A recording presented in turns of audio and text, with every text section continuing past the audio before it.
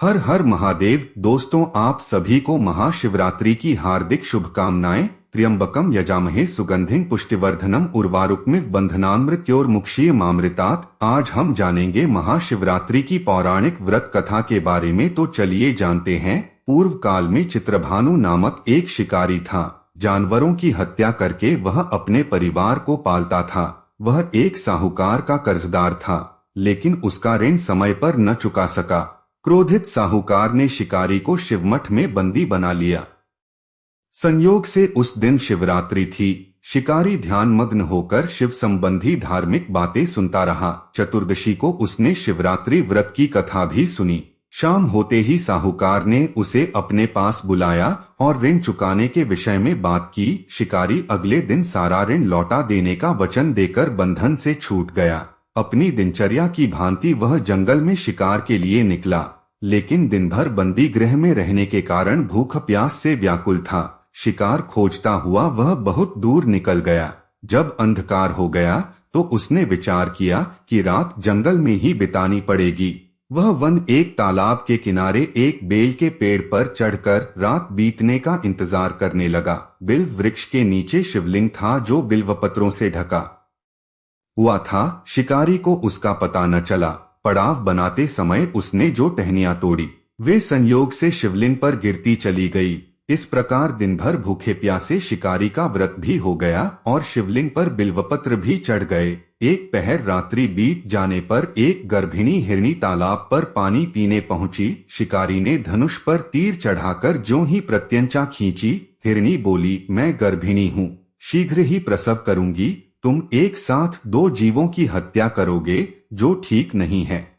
मैं बच्चे को जन्म देकर शीघ्र ही तुम्हारे समक्ष प्रस्तुत हो जाऊंगी, तब मार लेना। शिकारी ने प्रत्यंचा ढीली कर दी और हिरनी जंगली झाड़ियों में लुप्त हो गई। प्रत्यंचा चढ़ाने तथा ढीली करने के वक्त कुछ बिल्व पत्र अनायास ही टूटकर शिवलिंग पर गिर गए। इस प्रकार उससे अनजाने में ही प्रथम प्रहर का पूजन भी संपन्न हो गया। कुछ ही देर बाद एक और हिरनी उधर से निकली। शिकारी की प्रसन्नता का ठिकाना न रहा। समीप आने पर उसने धनुष पर बाण चढ़ाया।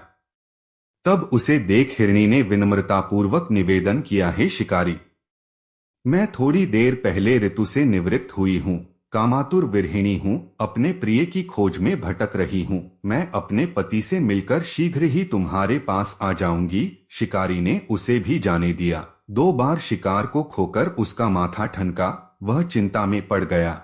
रात्रि का आखिरी पहर बीत रहा था। इस बार भी धनुष से लगकर कुछ बेलपत्र शिवलिंग पर जा गिरे तथा दूसरे प्रहर की पूजन भी संपन्न हो गई। तभी एक अन्य हिरनी अपने बच्चों के साथ उधर से निकली। शिकारी के लिए यह स्वर्णिम अवसर था। उसने धनुष पर तीर चढ़ाने में देर नहीं लगाई। वह तीर छोड़ने ही वाला था कि हिरनी बोली, हे शिकारी, मैं इन बच्चों को इनके पिता के हवाले करके लौट आऊंगी। इस समय मुझे मत मारो। शिकारी हंसा और बोला, सामने आए शिकार को छोड़ दूं, मैं ऐसा मूर्ख नहीं। इससे पहले मैं 2 बार अपना शिकार खो चुका हूँ। मेरे बच्चे भूख प्यास से व्यग्र हो रहे होंगे। उत्तर में हिरनी ने फिर कहा, जैसे तुम्हें अपने बच्चों की ममता सता रही है, ठीक वैसे ही मुझे भी। हे शिकारी, मेरा विश्वास करो, मैं इन्हें इनके पिता के पास छोड़कर तुरंत लौटने की प्रतिज्ञा करती हूँ। हिरनी का दुख भरा स्वर सुनकर शिकारी को उस पर दया आ गई। उसने उस मृगी को भी जाने दिया। शिकार के अभाव में तथा भूख प्यास से व्याकुल शिकारी अनजाने में ही बेलवृक्ष पर बैठा बेलपत्र तोड़ तोड़ कर नीचे फेंकता जा रहा था। पौ फटने को हुई तो एक हष्टपुष्ट मृग उसी रास्ते पर आया। शिकारी ने सोच लिया कि इसका शिकार वह अवश्य करेगा। शिकारी की तनी प्रत्यंचा देखकर मृग विनीत स्वर में बोला, हे शिकारी, यदि तुमने मुझसे पूर्व आने वाली 3 मृगियों तथा छोटे छोटे बच्चों को मार डाला है तो मुझे भी मारने में विलंब न करो, ताकि मुझे उनके वियोग में एक क्षण भी दुख न सहना पड़े। मैं उन हिरनियों का पति हूँ। यदि तुमने उन्हें जीवन दान दिया है तो मुझे भी कुछ क्षण का जीवन देने की कृपा करो। मैं उनसे मिलकर तुम्हारे समक्ष उपस्थित हो जाऊंगा। मृग की बात सुनते ही शिकारी के सामने पूरी रात का घटनाचक्र घूम गया। उसने सारी कथा मृग को सुना दी। तब मृग ने कहा, मेरी तीनों पत्नियां जिस प्रकार प्रतिज्ञाबद्ध होकर गई हैं, मेरी मृत्यु से अपने धर्म का पालन नहीं कर पाएंगी। आथ जैसे तुमने उन्हें विश्वासपात्र मानकर छोड़ा है, वैसे ही मुझे भी जाने दो। मैं उन सबके साथ तुम्हारे सामने शीघ्र ही उपस्थित होता हूँ। वह शिकारी ने उसे भी जाने दिया। इस प्रकार प्रातः हो आई। उपवास, रात्रि जागरण तथा शिवलिंग पर बेलपत्र चढ़ने से अनजाने में ही पर शिवरात्रि की पूजा पूर्ण हो गई। पर अनजाने में ही की हुई पूजन का परिणाम उसे तत्काल मिला। शिकारी का हिंसक हृदय निर्मल हो गया, उसमें भगवत शक्ति का वास हो गया।